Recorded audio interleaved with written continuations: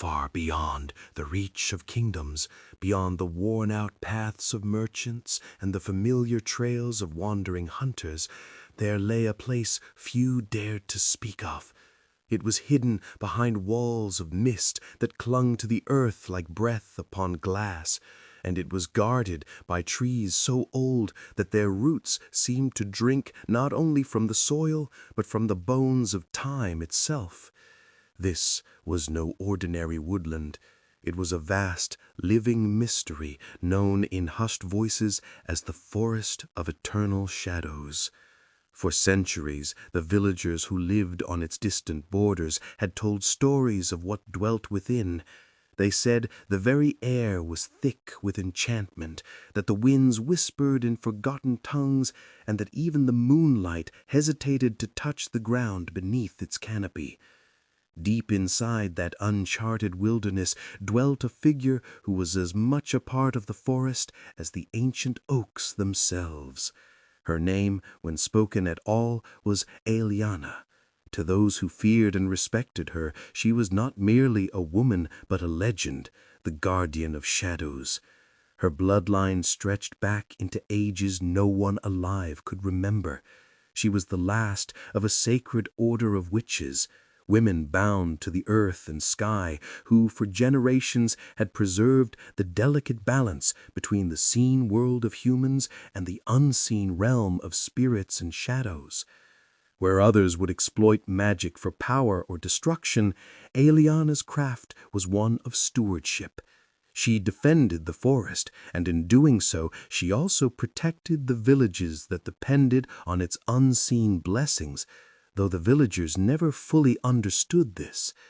Unlike the dark tales recited by storytellers in smoky taverns, tales of witches with venom in their hearts, who brewed curses, raised storms, and bent men's wills to madness, Aeliana was different. Her magic was not driven by cruelty, but by duty. Still, she lived apart, for the weight of her calling demanded distance. To most eyes, she was no more than a shifting silhouette glimpsed between trees, her cloak in shadows that moved as if alive. Those who entered the forest humbly, with reverence for its laws, felt her unseen protection, but those who came seeking to cut, burn, or plunder vanished into the labyrinthine depths and were never seen again. It was during one moon-drenched night, when silver light spilled like water across the land, that fate tested her guardianship. A band of hardened mercenaries approached the forest, their armor glinting faintly beneath the mist. They had not come of their own design.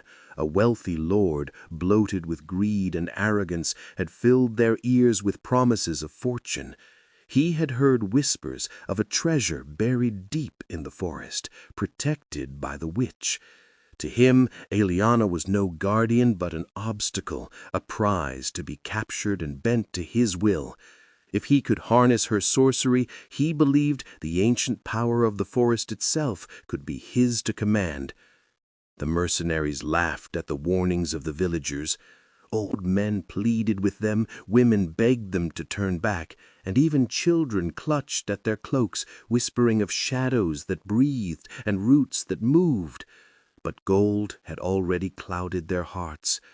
They mocked the villagers as fools, sharpened their blades, and marched boldly into the mist. From the moment their boots touched the soil of the forest, the land stirred in response. The fog thickened, curling around their ankles like pale, reaching fingers. The shadows lengthened unnaturally, stretching between tree trunks as though alive. A low whisper rippled through the leaves, words formed from wind and breath, carrying warnings in languages the men did not understand, but instinctively feared. Deeper they pressed, the stranger the world became. Roots shifted in the soil, rising to trip their steps. Paths twisted and doubled back upon themselves until forward and backward became meaningless. Branches seemed to knit themselves together, blocking the way. The very forest had transformed into a vast, living labyrinth. its every heartbeat echoing Aeliana's will. The mercenaries' laughter soon died. Their torches flickered as though suffocated by unseen hands. One stumbled into a pit that had not been there a moment before, swallowed whole by the earth. Another found his blade tangled in vines that tightened until the steel snapped like brittle bone. A third wandered off the path, and when the others sought him, only his muffled screams drifted back from the darkness. The forest claimed them one after another, until only their captain remained. He was a man cut from cruelty itself, a wolf among men. His face bore the scars of a life of bloodshed, his eyes glinted with greed that not even terror could extinguish.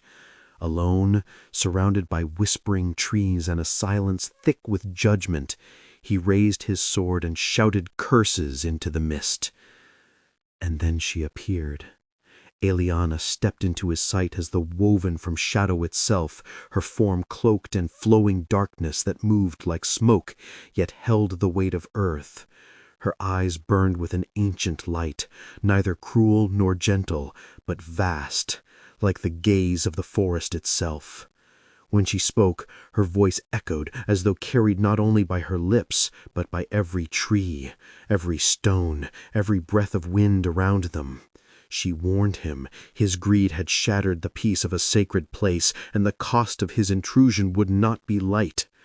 But the mercenary leader was deaf to wisdom.